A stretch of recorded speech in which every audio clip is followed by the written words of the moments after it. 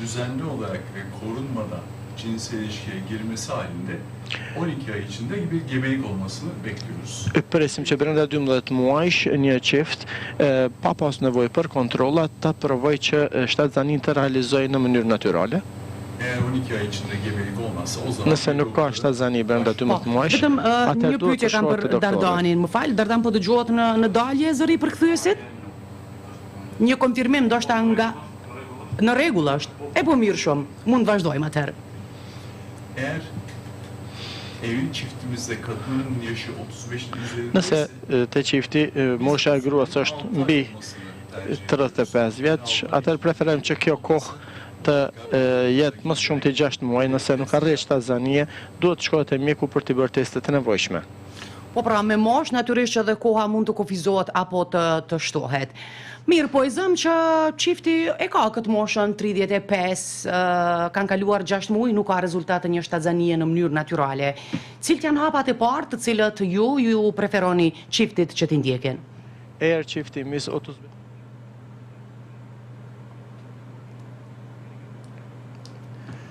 çiftlerin yapması gereken şeylerden birincisi njëra për gjërave që duhet t'i bëjë çifti, problemi konusunda uzman bir hekime të konsultohet me mjek specialist për këtë çështje testlerle ilgili bilgi almak şey. dhe të merr informata për testet e nevojshme.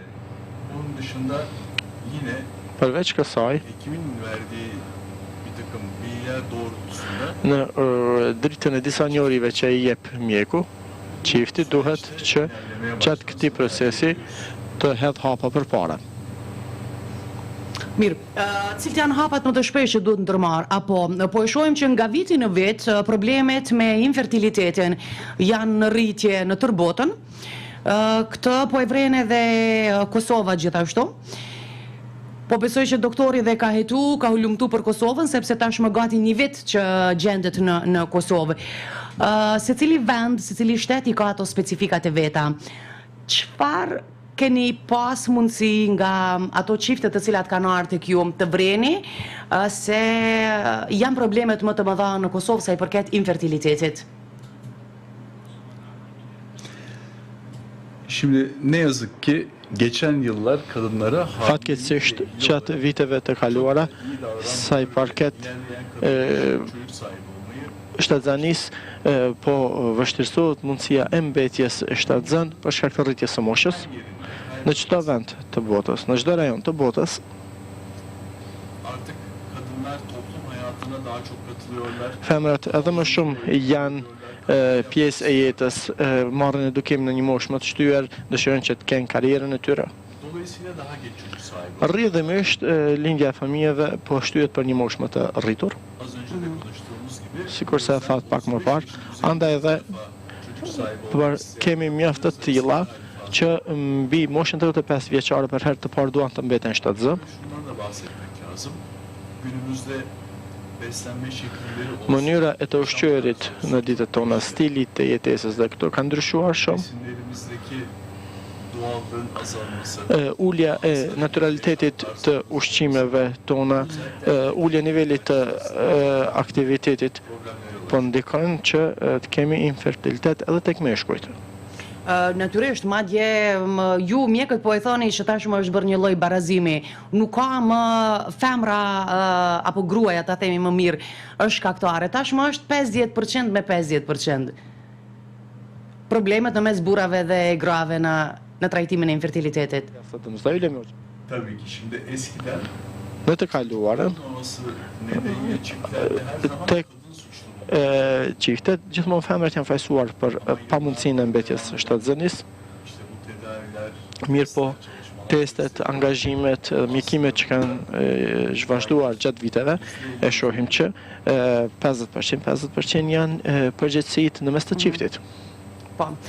Mirë, po du me fol pak edhe për një çështje tjetër e cila është shumë e rëndësishme. Mosha e shtyr, e dim që paraqet problemi në mbetje apo në ngelje të shtatzën.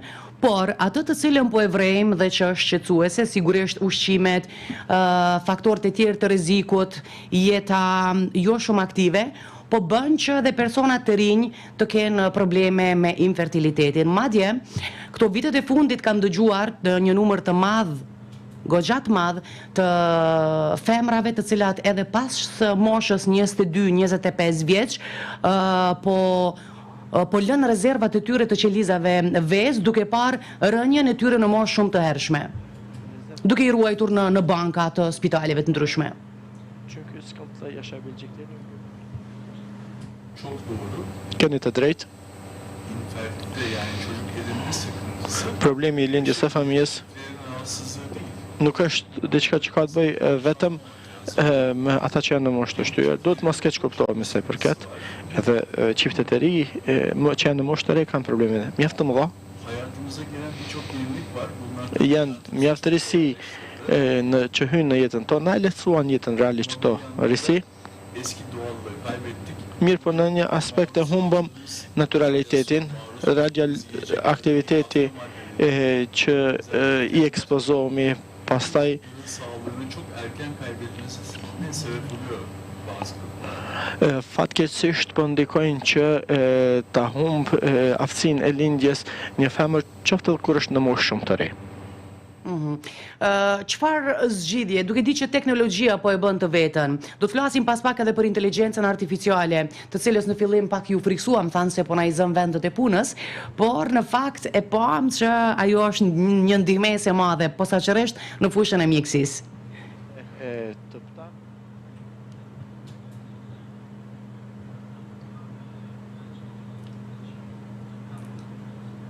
Valla öncelikle şunu söyleyeyim, işimiz elimizden alırsa buradaki problema yapay zeka çıkacak demektir. Nëse na merr vendin e punës inteligjencë artificiale, atëherë unë zvi këtu qitni një hologram.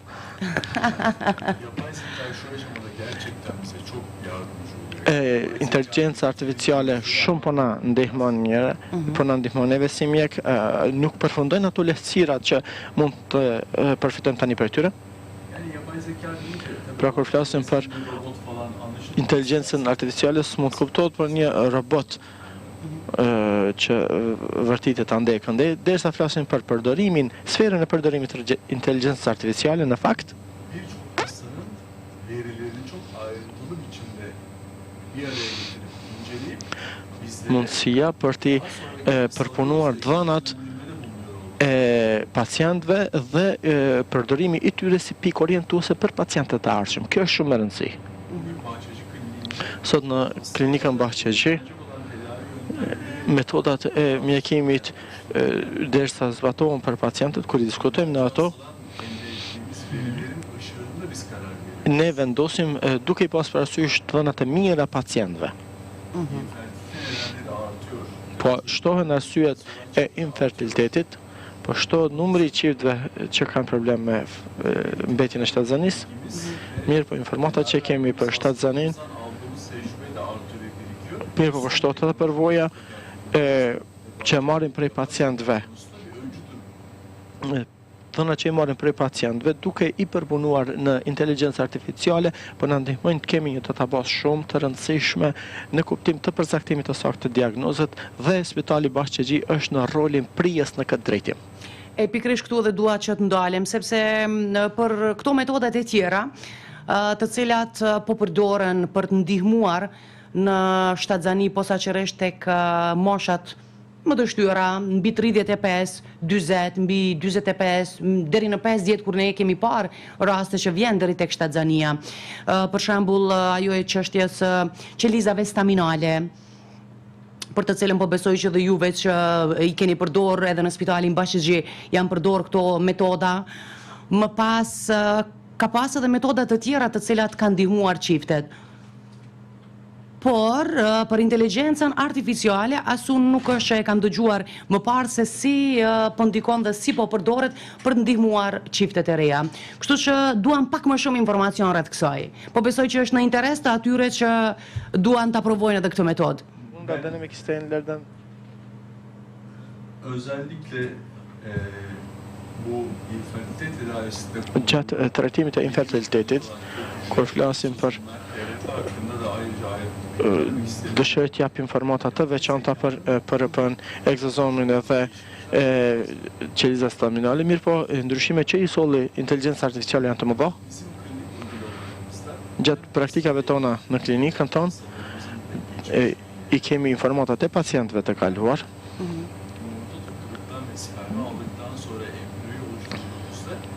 Pasi që e marrim vezorën dhe spermatozoidin, kur për cilët vazhdimisht procesi i formimit të embrionit dhe këto informata përmes inteligjencës artificiale përpunohen. Po, më falë këtu ndërhyj, çfarë tregon konkretisht për embrionin, çfarë ju ndihmon inteligjenca artificiale? Duke ditë që rastet e ndjeshme kam problem në krijimin e embrioneve, apo ato mund të jenë të zbrazta, do të thotë për shkak të moshës, kualiteti i tyre, shpeshherë edhe kur bën analiza gjenetike, ajo nuk rezulton me rezultat pozitiv. A është inteligjenca artificiale ajo që tregon më shumë se sa gjitha këto që i përmendëm? Tabii. Şimdi bir embriyonun asıl gelişeceği yer laboratuvar değildir. Laboratori nuk është vendi ku zhvillohet embrioni, është nëna, është mitra. Birebir eşdeğer bir ortam Në laborator e kemi krijuar një ambient që është i njëjtë me mitrën dhe po përpiqem të rritim aty embrionet.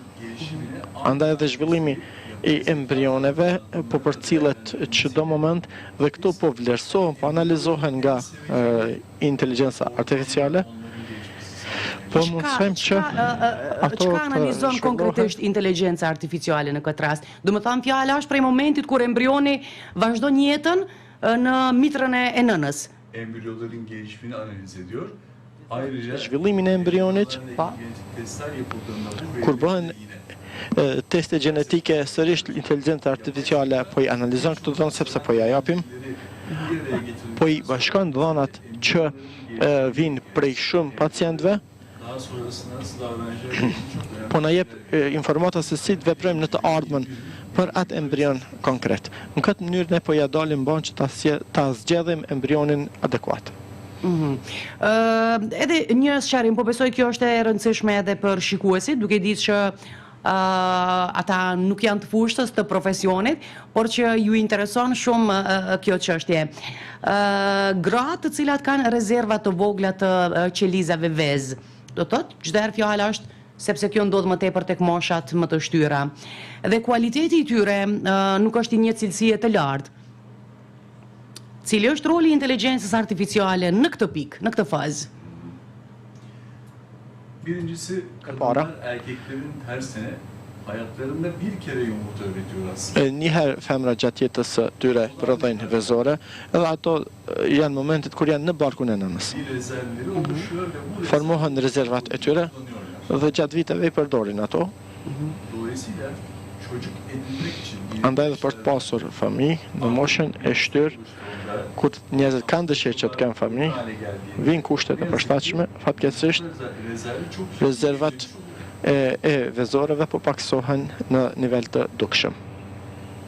Biz bu nedenle Për këtë arsye, ne bu hastalarda të këta pacient të tillë yöntemler kullanarak po përdorim metoda të ndryshme, yumurta elde etmeye çalışıyoruz. po përpiqemi që të kemi më shumë vezore. Bize faydası Dobija e inteligjencës artificiale për ne bugün normal genetik testlerde bile bazen atlanan çok küçük problemleri bile birçok hastadan gelen veriler ışığında yorumlayarak bizlere embriyoların genetik yapısı hakkında çok daha doğru bilgiler veriyor. Inteligjenca artificiale neve po na jep informata shumë më të sakta, të cilat po mund të ikin edhe gjatë testeve gjenetike, dhe kjo po na lehtëson punën mjaft që të kemi rrugtim të saktë. Andaj edhe në rast të transferimit, Başarısız bir bebek denemesi ya da düşük de sonuçlanabilecek bir gebeliği hiç başlatmamış.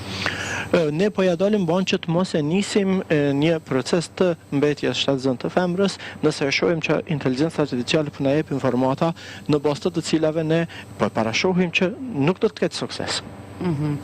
Por sa duhet mi besu në fakt inteligjenca artificiale në këtë fazë ku është, nuk po du me thënë ato që nuk është e saktë sepse është një ndihmës shumë e madhe, por në mjeksi 1+1 asnjëherë nuk bëjnë 2. Ka shumë raste kur embrionet kanë qenë në bazë të asaj që vlerëson embriologu të një cilësie ndoshta shumë të dobët, ato shkallët si i ndajnë ata shkalla B, C, ku ta di ndoshta e dobët, por është bërë transferi dhe ka rezultu me një apo dy bebe, dhe kundërta, embrionet më të mira ndonjëherë kanë dështu. Inteligjenca artificiale, çfarë roli ka në këtë aspekt? Yapay zekanın bize en büyük faydası embriyoların Dobija më e madhe e inteligjencës artificiale është që përzgjedhja e embrioneve që riskimizi azaltıyor olması. vezoreve e embrioneve që po përzgjidhen nga njeriu, po shohim që po ka mundësi më shumë bëjmë gabime, sepse sy njeriu të mund të gaboj, inteligjenca artificiale nuk është ajo që i besojmë 100% ne. Yapay zeka karar verici değil, Nuk është ajo që vendos. yardımcı olarak Vetëm se po na lehtëson punën gjatë marrjes së vendimeve. ve yapay zekadan beklentimiz Pritja nga inteligjenca artificiale është që ato që mund të ikin njeriut, po presim që t'i gjej inteligjenca artificiale. Pra vetëm ta lehtësoj punën, jo të ketë rol krucial. Po pra, dhe kjo ndihmes po besoj që në këtë fazë ku është e mjaftueshme. bu yapay zekanın kullanıma girmesinden sonra biz Që prej përdorimit të inteligjencës artificiale edhe spermën, hikayesini edhe të kaluarën e pacientes, edhe strukturën embrionale, po ja dalim që të analizojmë më thellësisht inteligjencën artificiale në këtë aspekt. spermlerin iyi olanların seçilmesinde Po na ndihmon që të zgjedhim spermatozoidet kualitative, po na jep edhe mundësi që ti qasemi këtyre prej këndeve të ndryshme, erkeklerde sperm seçiminde kullanılan tek meshkujt kur e zgjedhim spermatozoidin adekuat, i kemi shumë metoda të ndryshme, mikroskop altında sperm seçimleri përmes mikroskopit, spermlerin kalitesizlerden ayrılmasını ndarja atyre që janë kualitative nga ato jo kualitative. bunun yanında Në krahas kësaj, edemediğimiz hastalarda te pacientët ku nuk ja dalin mban që të kemi spermatozoide, operasyonları da i kemi edhe operacionet përmes të cilave nga testiset i identifikojmë spermatozoidet dhe inteligjenca artificiale për na ndihmon që këto t'i bëjmë në mënyrë më të suksesshme. Po, unë e thash më parë që dhe po besoj që s'po e gaboj këtu që jeni qendra e parë në Kosovë, pra Spitali Bashigji, që po e përdor inteligjencën artificiale në trajtimin e rasteve më problematike apo infertilitetit. Kujt në cilat raste po aplikohet më shumë, po flas këtu në Kosovë, dhe cilat janë rezultatet për këtë fazë sa e keni përdorë, sepse nuk e di që sa kohë po e përdorni. şimdi bir kere yapay zeka artık cep telefonlarımızda bile var. Inteligjenca artificiale tani më është edhe në telefonët tanë celular. Artık eskisi gibi bir şeyi Google'dan aramak yerine yapay zekaya sormaya başladık. Nisëm ta pyesim inteligjencën artificiale në vend se të pyesim në Google ato që na duhen. Rrjedhimisht Burada alanlar çok genişleyecektir. do të zgjerohen hapësirat në të cilat do të përdoret inteligjenca artificiale. Bahçeci Spitali Bahçeci inteligjencën artificiale ciddi etkileri olacağını çok önceden görüp bunu kullanmaya başlayan bir. është klinikë e cila e pa se kjo do të ketë dobi të madhe, andaj filloi ta përdor. Sadece başarısız olduğumuz hastalarda değil, Këto nuk e përdorim te pacientët vetëm, te pacientët që nuk kemi sukses, po e përdor më te pacientët që vinë për herë të parë te ne. yapay zeka artık Nga këndvështrimi ynë inteligjenca artificiale bir rutin haline gelmek üzere. thuaj se është qëndruar në një rutinë në kuptim të vlerësimit të dhënave që i analizojmë dhënat e pacientëve, natyrisht që njeriu faktori njeri nuk zaventohet asnjëherë. Ne po e analizojmë edhe ato me ekipin tonë të madh. İşbirliği halinde bir ekip. İnsan faktörünü Pra është fjala për një ekip që po bashkëpunon mirë, veç se ne po e përdorim inteligjencën artificiale që ta lehtësojmë punën tonë, asgjë më shumë. Po, tash më kam filluar që telefonuesit provojnë dhe të na trasin, po provojmë, dërdan provojmë ne, telefonojmë zotrin Milaimin, i cili tash veç po na shkruan, më lehtë është që të komunikojmë, besoj me të, dhe po besoj që ka ndonjë pyetje për të cilën do ta merr përgjigjen. E deri te kjo, a mund të themi se sëmundjet gjenetike do të eliminohen fal inteligjencës artificiale? Sepse sëmundjet gjenetike po besoj që janë më problematike në këto fazë të zhvillimit të mjekësisë në aspektin e ginekologjisë? Şimdi annede ve babada hiçbir genetik problem olmasa bile Ka asnjë problem gjenetik as te nëna as te babai, anne ile babanın ortaya çıkarttığı embriyoda te embrioni kromozomal problemler olabilir. po mund të kemi probleme kromozomale ose probleme gjenetike te embrioni që krijohet për dy çifteve, edhe nëse çifti paraprakisht s'ka asgjë. Şimdi insanda 20 bin 30 bin arası gen mevcut. Njeriu i ka rreth 20 deri në 30.000 gjene, Dolayısıyla bu sayı rrjedhëmisht tamamen këtë taramak numër her zaman çok pratik değil. nuk është e mundshme gjithmonë që ti kontrollojmë gjitha këto gjene. Ama hastalarımızda özellikle tekrarlayan tüpürek başarısızlığı olan, yaşı ileri olan hastalarımızda Por të pacientët që kemi disa raste të pasuksesshme të mbetjes shtatzënë në mënyrë artificiale, por nëse të familjarët e tyre ka probleme të ngjashme, mutlaka genetik testlere başvuruyoruz. gjithsesi i kërkojmë teste gjenetike. Burada da yine yapay zeka bize yardımcı. Sërish inteligjenca artificiale këtu na ndihmon neve, Birileri yapay zeka sepse testet e rezultatet e testeve të pacientëve po analizohen përmes inteligjencës artificiale dhe po përpiqet ta identifikoj hapësirën në të cilën në të ardhmen mund kemi probleme.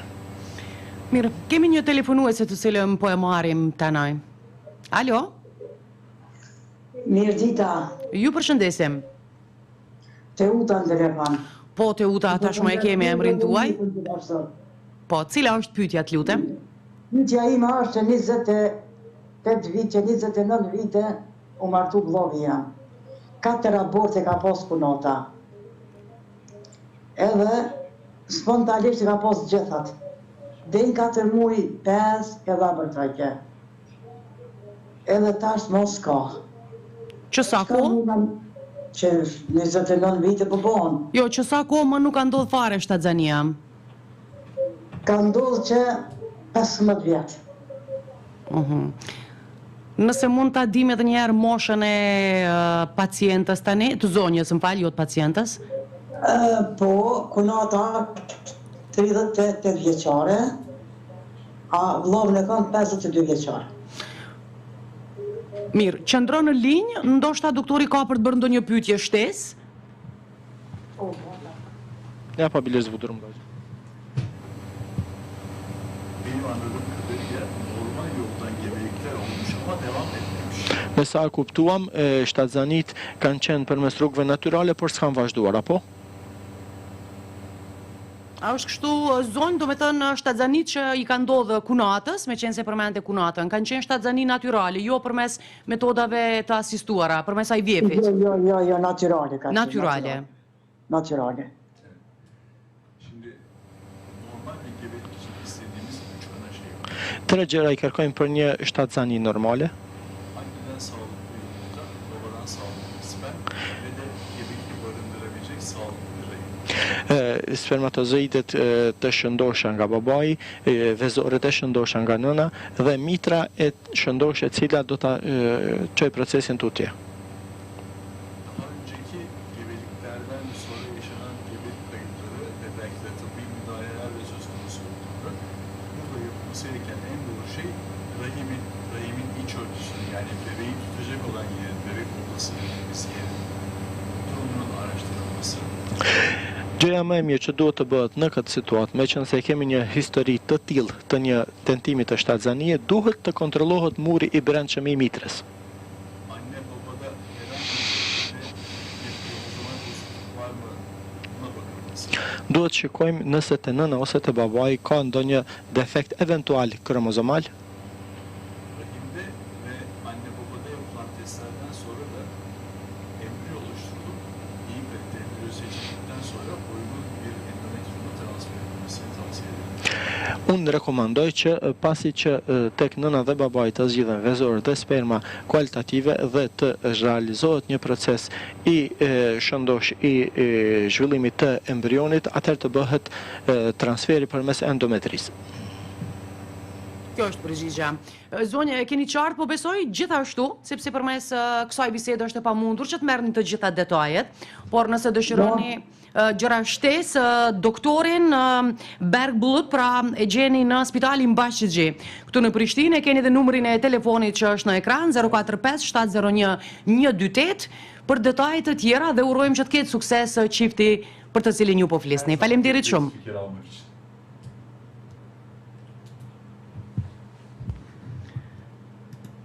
Unë po shoh këtu dhe një pyetje tjetër të nderuar. Hajde. Nuk po dëgjohet që një javë, por kam problem, ju lutem pyetje që nuk ka të bëjë fare me emisionin. Mirë, do të ndalim edhe pak tek rastet më problematike. Nuk kemi çfarë të bëjmë. Aty nuk do të tërhiqemi nga ajo, sepse kjo është edhe esenca, do të thotë si të zgjidhen rastet të cilat siç e pam në këtë rast ka 15 vite, ka 20, ka 30 vite që provohet me metoda natyrale dhe me metoda të asistuara. Dhe rezultati në fund është 0. Nëse do të ndërlidhemi edhe në rastin e fundit që ishte, do të thotë ka ndodhur disa shtatzani, kanë përfunduar me aborte dhe më pas nuk ndodh më fare shtatzania. Po besoj që këto raste kërkojnë një trajtim shumë disiplinar dhe janë raste të cilat duhet shku duke eliminu. Nuk është e lehtë që të zgjidhen, por puna në ekip po besoj që e bën të vetën. Një gjë të tillë bëhet edhe në Spitalin Bashqigji. Birincisi tüp bebek tedavisi aslında. Sa i përket trajtimit për infertilitet, ky është një rrugtim. Dhe gjatë këtij rrugtimi, ajo që ne planifikojmë ta bëjmë, ti identifikojmë pengesat për shtatzani dhe t'ja realizojmë asaj ëndre, t'ja lehtësojmë punën çiftit për realizimin e asaj ëndre. Ne në Spitalin Bashqigji ne besojmë në Bashqigji në fuqinë e punës ekipore. Hastalarımızla ilgili geçmiş tedavilerden, geçmiş gebeliklerden, daha önceki rahatsızlıklardan kaynaklanan verileri tam anlamıyla aldığımızda geniş bir ekip tarafından da değerlendirmeye sunuyoruz. Ne pasi që të marrim informatat e detajshme të historiatit të shqetësimit të çiftit, ato i vlerëson një ekip i gjerë. Karmaşık hikayesi olan hastalar. Një ekip i 40 ekspertësh. Evet. Onlardan sayı değişiyor ama evet. Yani Ndajë numri ndryshon, se merr në këtë të saktë. şöyle söyleyeyim. Tua them kështu, Soruyu soruyoruz. e bën një pyetje shumë të mirë te pacientët e komplikuar. Büyük grubun karar vermesi her zaman iyi olur. Bizim Çdo herë është më mirë që të konsultohemi edhe me embriolog, me shkencëtarët e embriologjisë, psikologët edhe gjithë mjekët tjerë. yani bazen sperm yokluğu, Ndonjëherë mungesa e spermës, mungesa e vezoreve mund të ketë problem për shkak të stresit të madh. Do një problem tjetër duhet që të identifikojmë ato dhe të eliminojmë pengesat. Kjo është detyra jonë. Po, këtë që e thatë edhe stresi i madhë. Në fakt, këtë dhe kemi dëgju në popull edhe kur nuk ka trajtimet të detajuara për infertilitet. Ato çiftet të cilat e marrin me stres se nuk po ndodh shtatzania, në fakt problemet edhe paraqiten më shumë. Dhe në momentin që ata janë të relaksuar në aspektin psiqik emocional, shpeshherë ndodh një shtatzani edhe pas shumë vitesh edhe pa trajtim tjetër. Por në këto metodat e asistuara, do të thotë, kur ka dështuar gjithçka. Sa ka rol aspekti emocional, kur çifti do të thotë është në një lloj presioni emocional, duke ditë që kjo procedurë kërkon kohë, durim, terapi, pritja është shumë e gjatë dhe edhe ky stresi ndonjëherë është i kuptueshëm. Por megjithatë duhet menaxhimi i mirë në mënyrë që të vijë deri tek rezultati. Şimdi az önce söylediğim gibi Edhe pak më çok parë, fazla sebebi var. infertiliteti ka shumë arsye. Shumë gjëra mund të ndikojnë këtë. Senin asıl nedeni olduğunu bulduğumuzda Kur e gjejmë arsyen kryesore, ekip çalışması, atëherë puna ekipore ka kuptim. çalışmasının da faydası Edhe inteligjenca artificiale në puna e lehtëson punën, sikur se ju thamë më parë. insanlarda hangi tedavi Cili lloj i mjekimit po na ndihmon neve që ta përzgjedhim pra metodën e saktë për rastin specifik. Ata që kanë probleme sasinë e spermatozoideve, kemi edhe metoda të reja për përfitimin e spermës nga testiset. Testinde problem bulamadığımız ama çok stresli olduğunu bir şekilde anladığımız hastalarda bu hastalara nasıl yardımcı olacağımız konusunda bize rehberlik eden psikolog E kemi edhe ekipin e psikologëve të cilët na ndihmojnë që pacientët të cilat nuk kanë spermatozoide për shkak nivelit të lartë të stresit, t'ju japim atyre mbështetje për këtë çështje. Nëse ka problem qoftë në ose do babai në aspektin gjenetik, përpiqemi që ky problem gjenetik çfarë problemesh na shkakton, si mund të tejkalohet dhe si mund të kontrollohet fillimisht. E kemi pra ekipin që na ndihmon në këtë drejtim. Problemi e çiftit çka do që të jetë, atëherë njerëzit atë ekipi po ndihmojnë neve. Ky është momenti në të cilin ne flasim për trajtim të personalizuar. Për trajtim të personalizuar dhe këtu është esenca. Dhe në raste të tilla, do thotë, kur edhe ekipa, duke përfshirë edhe psikologun, ka ndikuar që ta qetësojnë aspektin emocional çiftin, dhe natyrisht edhe ata duhet të jenë me shumë vetbesim se në këtë rrugtim, i cili është i gjatë, në fund do t'ja dalin. A ka raste kur dhe ka pas mungesë të spermës, të spermatozoideve, si pasojë një lloj depresionin, nëse mund ta themi, që ka pas çifti, dhe pas trajtimit ka rezultuar pozitivisht? Şöyle ki, erkeklerin kadınlardan çok ciddi bir farkı var. Meshkujt kanë dallim të madh në krahasim me femrat, sepse meshkujt vazhdimisht prodhojnë spermë, për këtë arsye. Ato që i hanë meshkujt, ato që i pinë, faktorët e mjedisit që i ekspozohen, ndikojnë shumë në sasinë e spermës. Një moshkull i cili është në depresion ka nivel shumë të ulët të kualitetit të spermatozoideve.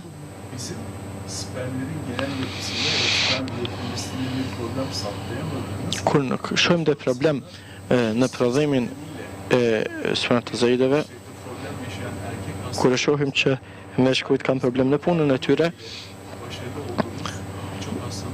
atëherë e shohim që na duhet psikologu dhe kemi mjaft pacient që kemi mundur të zgjidhim problemin e spermatozoideve përmes përkrahjes së psikologut. Megjithatë, nëse s'ja dalim bëm që të kemi spermë në rrugë normale, atëherë marrim spermatozoideve në mënyrë manuale nga testiset. Janë edhe metoda tjera që i përdorim në këtë drejtim. Kështu po ja dalim bën që ta realizojmë shtatzanin. Edhe një pyetje kemi marrë nga një telefonuese, e cila tregon moshën e saj dhe të bashkëshortit, janë 42 vjeç, të martuar që 7 vjet, me gjas insistimi për shtatzani është që 7 vjet, mbas asaj që po e kuptoj. Thot gjithçka sipas mjekëve është në rregull, si tek unë, si tek burri, por shtatzania tash 7 vjet nuk po ndodh. Mosha 42 vjeç.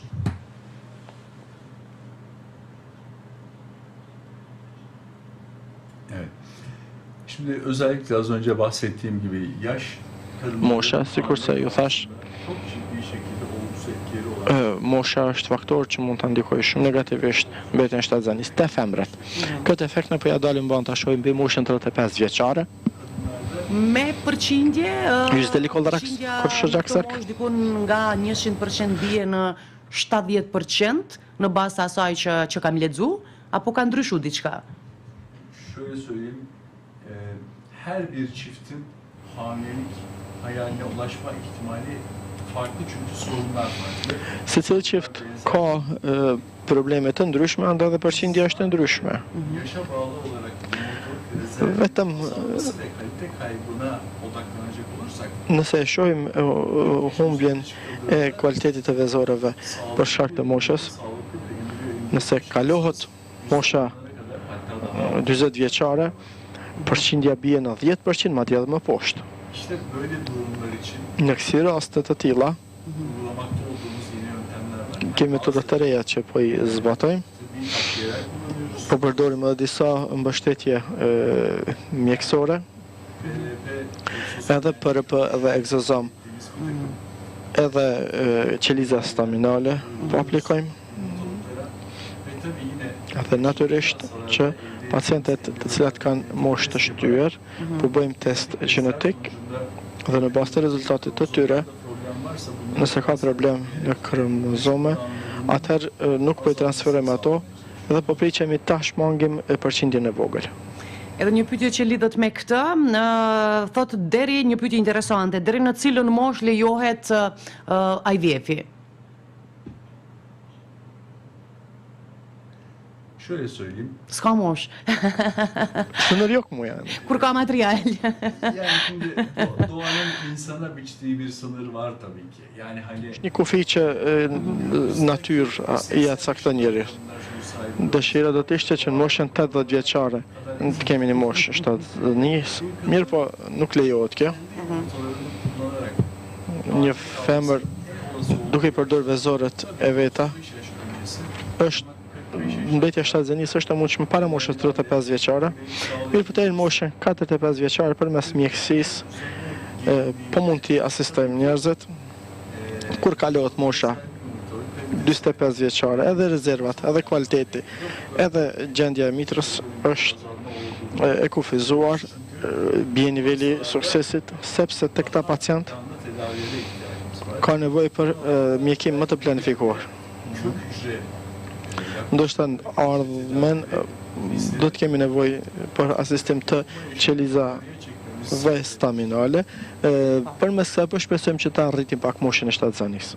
Jemi në fund bisedës, pyetje të tjera kemi të pamundur që të marrim, por ju të cilët keni nevojë natyrisht ndiqeni në Spitalin Bashkëgjë, numri i telefonit është mjeku aty që ju mirëpret, ndani terminin dhe do t'i gjeni të gjitha përgjigjet për të cilat prisnin ndoshta edhe me vite dhe e kuptojmë këtë ndjenjë tuajën. Por edhe një gjë që po dua me thënë është që Spitali Bashkëgjë në ndër vite na ka treguar për rezultate të shumta të trajtimeve me sukses të infertilitetit, madje edhe të rasteve të cilat kanë qenë shumë specifike dhe në mosha më të shtyra. Çka ka bërë që Spitali Bashkëgjë të jetë kaq i suksesshëm? Ndonë se dhe laboratori është më specifik, ekipa apo çfarë? benim özellikle vurgulamak istediğim bir şey var. Është diçka që unë dua ta theksoj me theks veçantë. Laborator. Laboratori i embriologjisë është qelësi i kësaj pune. E përdorni teknologjinë e fundit më të rejen në këtë pikë. Nëse i përmbani rregullave në mënyrë të përpikshme, nëse i bëni ato që duhet bën fjalë për fjalë, mirë po më e rëndësishme, duhet keni embriolog me shumë përvojë. Faktori njeri, sado që ta shfrytëzojmë inteligjencën artificiale, faktori njeri ende është më i rëndësishmi, embriologu me përvor dhe laboratori kualitativ është i pashmangshëm. Edhe teknologjinë e fundit do ta përdorim, edhe embriologun me përvojë duhet ta kemi pranë vetes. Ky është qelësi i suksesit. Mirë, dhe për fund, ndoshta mund të jetë paksa edhe personale, rasti më specifik që e keni zgjidh ju si problem, apo e keni dëgjuar edhe nga kolegët në Spitalin Bashkëgjë, që ndoshta dhe ju vetë keni qenë pesimist, por në fund ja dolët. Kjo është pyetja e fundit. Şöyle söyleyeyim. Yaşı artık 40'ın üzerine çıkmış. Kesin yaş vermeyeyim de. S'pe jap moshën e saktë. Tanımasam ama şimdi ben konuşunca hatırlayacak yani. Mos të flas me moshë se pacientja do ta di për kënë kam fjalën. Daha önce tam 13 kere 13 herë kemi pas paciente që ka bërë IVF. 30. 13. Mu duk si 30. Po. S'ka pas sukses. Ne me këtë paciente kemi bërë test e shtesë. motivasyona sahip. Kishte motivim të jashtëzakonshëm. Birlikte çalıştık. Punuam së bashku, i konsultuam kolegët tanë për dhënat e tyre, zbatuam edhe trajtime mbështetëse. Tani më kemi një fëmijë shumë të bukur. Beni en çok etkileyen durumlarından biri. Çünkü tüp bebek tedavisi bir yolculuktu. Ky është njërë për rasteve që më kanë ndikuar mua emocionalisht, andaj fuqia shtytëse më e madhe është që të mos e humbni shpresën kurrë. Hayalleri yakalamak istiyorsak kimin başlayacak? Dhe nëse doni që ti realizoni ëndrat, e janë të punojmë së bashku. Kjo pra këtu është krejt esenca dhe definitivisht IVF është një zgjidhje IVF kesinlikle ka qenë ndoshta pa besueshme para disa vitësh, duke ditë që rasti i parë u bë në vitin 1978 nëse nuk e gaboj, por kjo u zhvillua shumë dhe sot aq shumë ka arritje, ju po përmendni tani edhe inteligjencën artificiale. Thash që është pyetja e fundit, kështu që s'po e zgjas më shumë. Por e dim që gjithçka çfarë do të zhvillohet në botë do ta kemi shumë shpejt edhe në spitalin Başçıcı. Faleminderit dhe suksese tutje. Ben çok teşekkür ederim. Faleminderit shumë. Ndërsa ju shikues, krejtë në fund, po e themi pra që në qofse keni nevojë për zgjidhje të këtyre rasteve, një opcion i mirë duke u përdor pra dhe inteligjenca artificiale mbetet Spitali Başçıcı. Urojmë natyrisht që të keni suksese. Do të relaksohemi pak me muzikë e pas pak do të jemi po besoj edhe me kuvendin e Kosovës. Ndoshta ata sot do të bëjnë diçka të hajrit.